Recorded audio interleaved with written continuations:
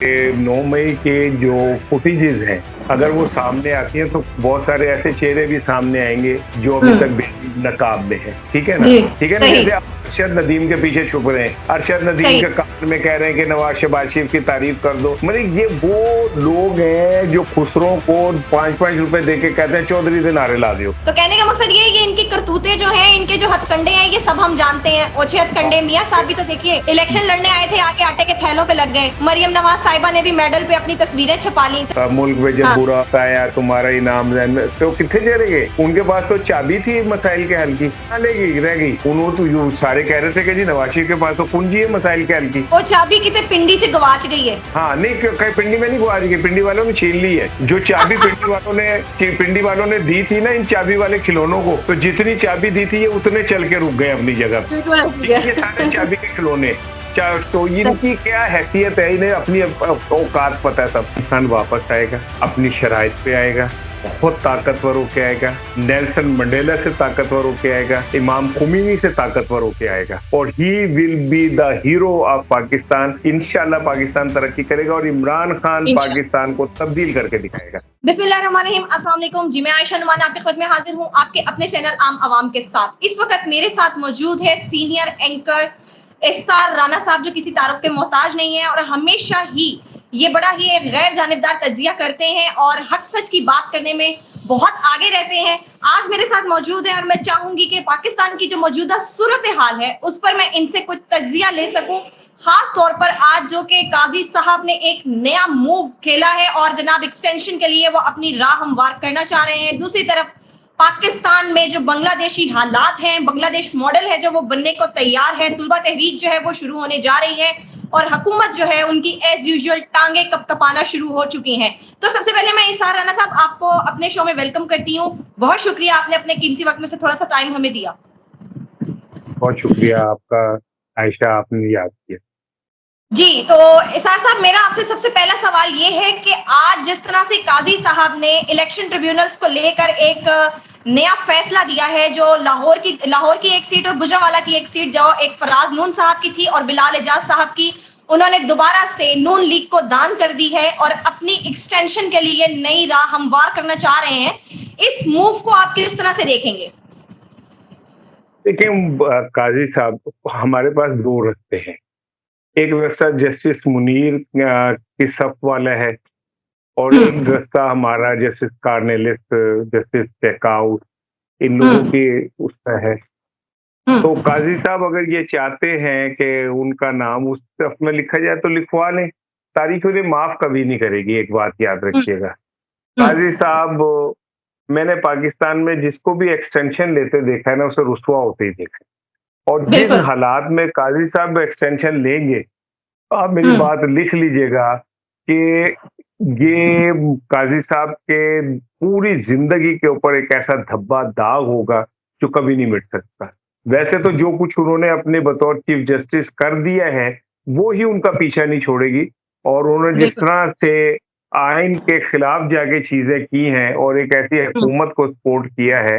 फिर दूसरी बात ये कि मैं तो ये समझता था कि उनके पास अल्लाह ने बहुत दौलत दी है, अल्लाह ने तालीम दी है, अल्लाह ने हर तरह की कम, लेकिन मुझे नहीं ये अंदाजा था कि इंसान की भूख कभी भी नहीं खत्म होती और वो भूख उसे पता नहीं क्या से क्या करने पे मजबूर कर देती है। तो काजी साहब एक्सटेंशन लें और लेने के बाद अपना हाल देख लें जो होगा। मुझे नहीं लगता कि काजी साहब ऐसी हरकत करेंगे। हाँ, वो ये कोशिश जरूर करेंगे कि जाते जाते वो मुस्लिम लीग नून की हुकूमत को अपने गैर आईनी फैसलों से दवाम बख्श दें, लेकिन मुझे वो भी होता हुआ नजर नहीं आ रहा कि नून लीग जो मर्जी कर ले, इसके खाते के अंदर जो अल्लाह ने रुसवाई, अल्लाह ने जो इनके खाते में बदनामी लिख दी है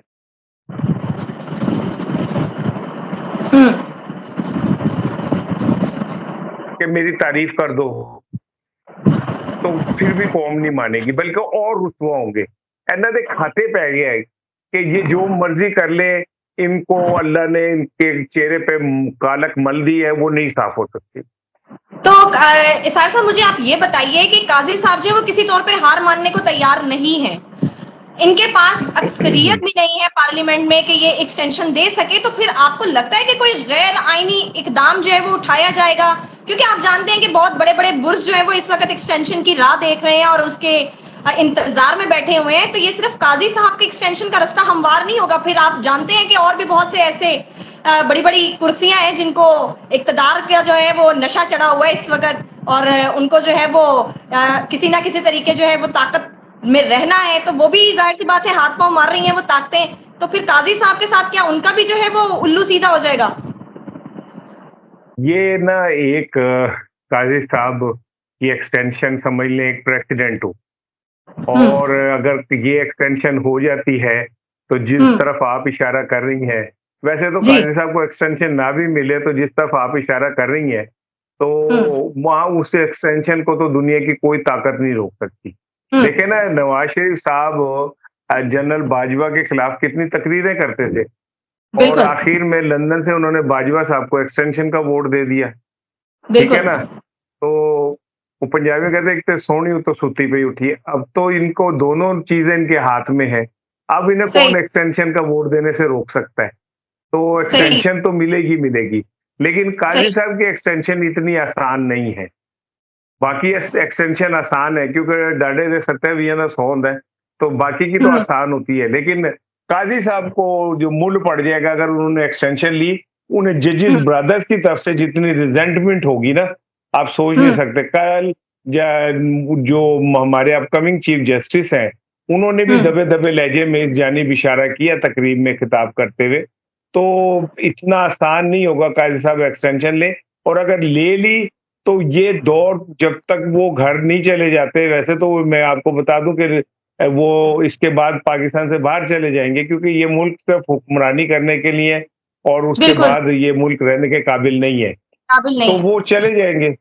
लेकिन जो भी होगा काजी साहब के लिए अच्छा नहीं है। मैं आपको आपके प्रोग्राम में ये मेरी बात याद रखिएगा कि अगर उन्होंने एक्सटेंशन ली, ना ली तो फिर उनकी इज्जत कदरे बच जाएगी, और अगर हुँ। ली तो फिर इस इश्क में इज्जत सादात भी गई। लेकिन राणा साहब आप देखिए हमारे मुल्क का जो एक समझ लें कि जो एक स्टैंडर्ड है वो क्या है इस वक़्त के, जिन लोगों के पास जो है वो जिनको लोगों ने वोट नहीं डाला वो मांगे-तांगे की हुकूमत लेकर बैठ गए। और यहाँ पर अगर हम किसी बड़े इदारों की बात करें तो भई जनाब यहाँ पर काज़ी फ़ायज़ ईसा भी साहब जो हैं वो गैर आईनी तरीके से एक्सटेंशन ले भी लें तो इन लोगों को शायद मेरे ख़्याल से कोई ख़ास फ़र्क नहीं पड़ता कि लोग इनकी इज़्ज़त करते हैं या नहीं करते। ये सिर्फ़ जो है चोर दरवाज़ों से आना जानते हैं। इनकी राहदारियां अलग हैं, आप जानते हैं कौन सी राहदारियां हैं जहां से ये हमेशा दाखिल होना चाहते हैं।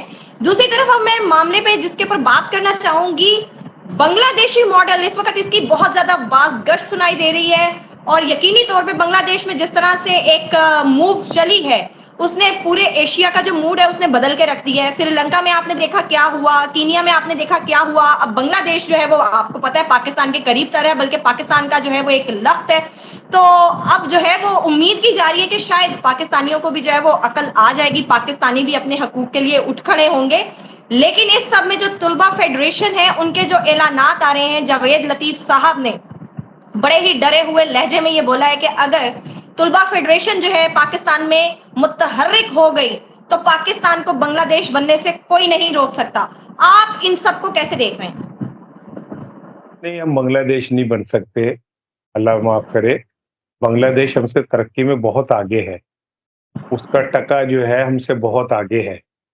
ये जिसको आपने श्रीलंका को कहा ना था कि वो डिफ़ॉल्ट कर गया है, वो जी, डिफ़ॉल्ट में उसकी एक्सपोर्ट हमसे ज़्यादा है। सही, और हमारी इतनी औकात कहाँ कि हम बांग्लादेश बने। बांग्लादेश बिल्कुल, के अंदर तो मौलवी मस्जिद में और एस्टेब्लिशमेंट बैरक्स में होते हैं, ठीक है ना? सही, तो वो इतनी प्रिविलेज, इतनी अय्याशी हमें नहीं मैसर। सही, तो हाँ, ये ज़रूर है कि खौफ जो है इन पे तारी है।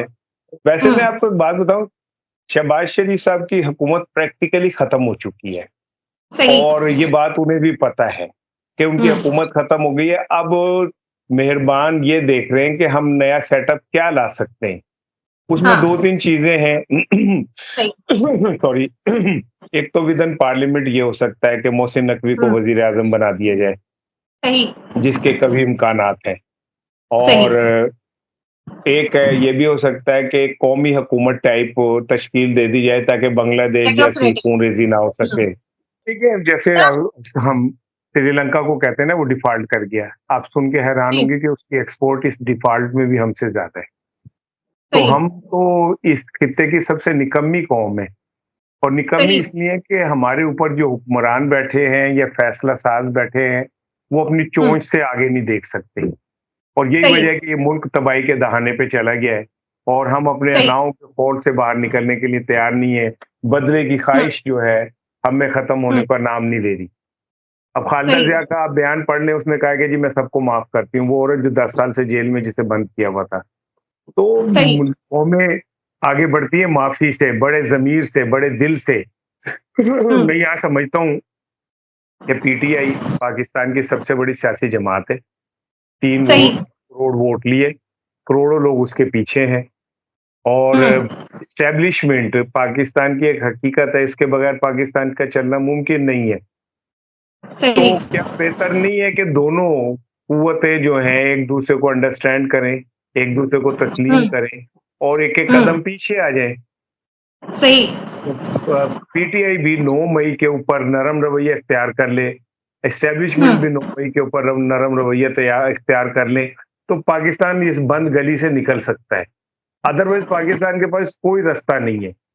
देखिए लेकिन सर पाकिस्तान को इमरान खान साहब जी, तो जी। बारहा इस बात का इज़हार कर चुके हैं कि 9 मई में बराह रास्त पीटीआई मुलव्विस नहीं है, ना ही इसकी मंसूबाबंदी में और ना ही प्लान की एग्ज़ीक्यूशन में। वो बारहा अभी आप जानते हैं कि 2 दिन पहले भी उन्होंने इस बात का खुल्लम-खुल्ला इज़हार किया है कि अगर आप हमें कोई सबूत फ़राहम कर दें तो हम जो है वो माफ़ी-तलाफ़ी कर सकते हैं। इवन मैं उन लोगों को कल्प्रिट्स को भी अपनी पार्टी से एक्सपेल कर दूँगा जो मुझे इस वाक़ये में मुलव्विस नज़र आए। तो फिर एस्टेब्लिशमेंट जो है हाथ क्यों नहीं बढ़ा रही? क्यों नहीं फुटेजेस जो है वो फ़राहम कर रही? फिर अगर वो भी फ़राहम नहीं करेंगे, खान साहब भी जो है वो अपने मौक़िफ़ से पीछे नहीं हटेंगे तो मामला तो जूँ का त्यों रहेगा। बिल्कुल आप ठीक कह रही हैं। देखिए बात ये है कि 9 मई के जो फुटेजेज़ हैं, अगर वो सामने आती हैं तो बहुत सारे ऐसे चेहरे भी सामने आएँगे, जो अभी हुँ, तक बेनकाब में हैं। ठीक है ना? जी, दूसरी बात ये कि अगर हम इस बात को मान लें कि 7 मई को इमरान खान की कॉल ट्रेस हो गई थी जिसमें उन्होंने कहा था कि हुँ, इन-इन जगहों पे हुँ, करें।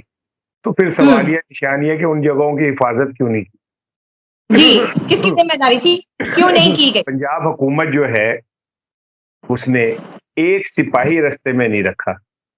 वो हसास इलाके जहाँ पे एक आदमी अकेला नहीं जा सकता, वहाँ मॉब बिल्कुल चला ऐसे ही है। गया और कहीं कोई रेजिस्टेंस नहीं हुई।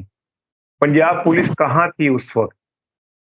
और क्यों नहीं फोरेंसिक में सिविल कपड़ों में मौजूद लोगों की निशानदेही होती? तो मेरा ख़्याल है कि पाकिस्तान को बंद गली से निकालने के लिए 9 मई की गैर जानिबदाराना तहकीकात होना ज़रूरी है। मैं पीटीआई की सपोर्ट नहीं कर रहा। मैं तो ये कह हुँ, रहा हूँ कि गैर जानिबदाराना तहकीकात हो, आज़ाद कमीशन बने और दूध बिल्कुल। का पानी का पानी हो, ताकि पाकिस्तान देखिए 9 मई का नुकसान क्या हुआ? हुँ, पीटीआई जैसी बड़ी सियासी जमात सियासी धारे से बाहर चली गई। बिल्कुल। नंबर लोग होने छोटे कद के लुटेरे 9 मई के पीछे छुप के रोज मिरासियों की तरह तालियां बजाते हैं। 9 मई की कवालियां गाते हैं और उसके पीछे छुप जाते हैं। ठीक है ना? सही, जैसे आप अरशद नदीम के पीछे छुप रहे हैं। अरशद नदीम सही। के कान में कह रहे हैं कि नवाज शहबाज शरीफ की तारीफ कर दो।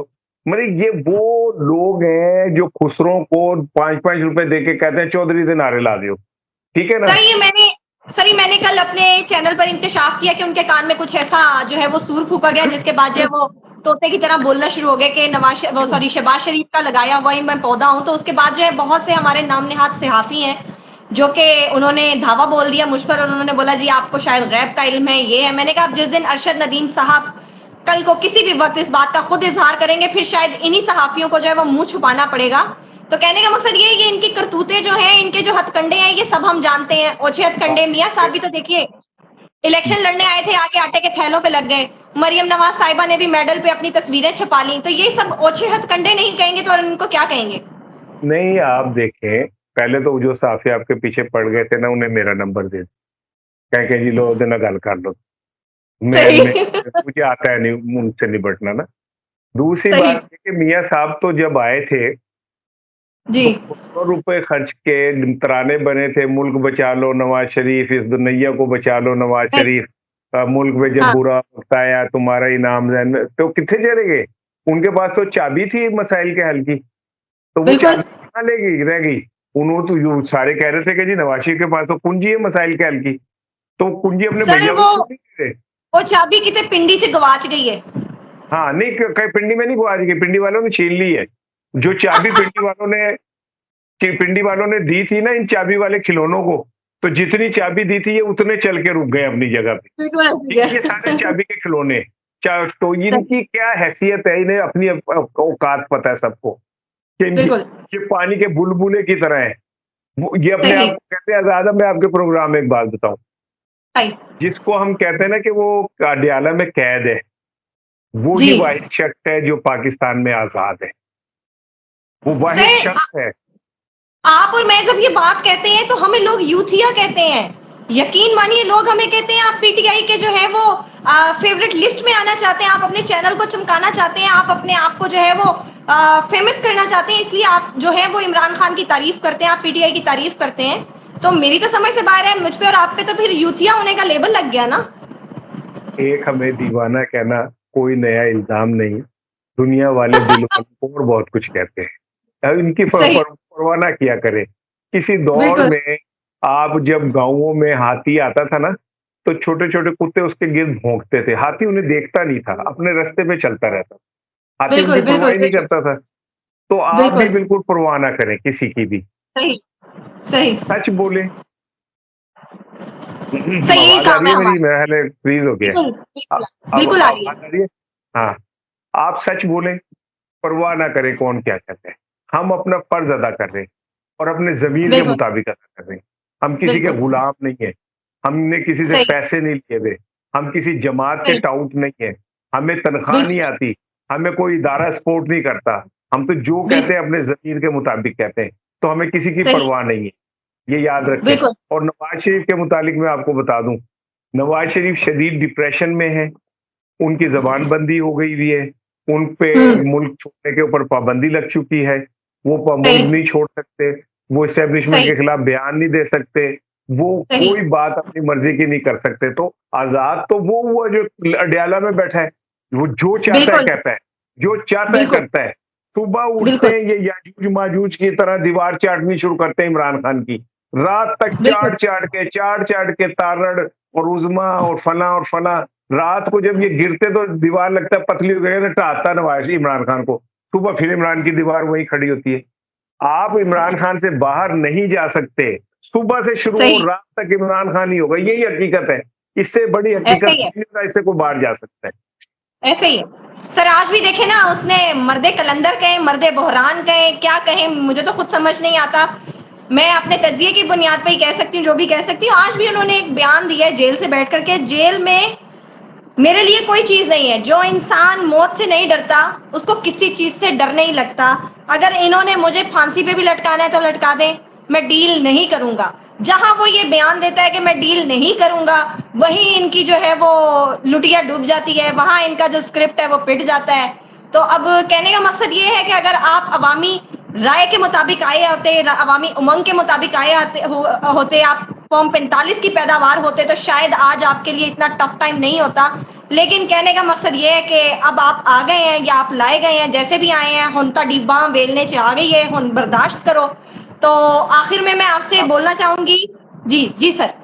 पर मैं यही आपको कहूँगा कि एक बात याद रखिएगा, प्रोग्राम का आपका आखिरी मिनट है, मैंने नमाज़ पे जाना है, जी कि इमरान खान वापस आएगा, अपनी शराइत पे आएगा, बहुत ताकतवर होके आएगा, नेल्सन मंडेला से ताकतवर होके आएगा, इमाम खुमैनी से ताकतवर होके आएगा और he will be the hero of Pakistan. इंशाल्लाह पाकिस्तान तरक्की करेगा और इमरान खान इंशाल्लाह, पाकिस्तान को तब्दील करके दिखाएगा। ये मेरी बात याद इंशाल्लाह, रखिएगा, बेशक हमेशा याद बेशक। रखिएगा। अल्लाह ताला हमेशा हर उस शख्स से वो काम ले जो पाकिस्तान की बेहतरी और खुशहाली के लिए हो, ताकि आमीन, 75-95% अवाम जो है वो मुल्क छोड़ने के लिए ना सोचे और पाकिस्तान आपके मेरे लिए जो है वो एक महफूज तरीन मुल्क साबित हो। आमीन, बहुत आमीन, शुक्रिया सर, आमीन। बहुत शुक्रिया। थैंक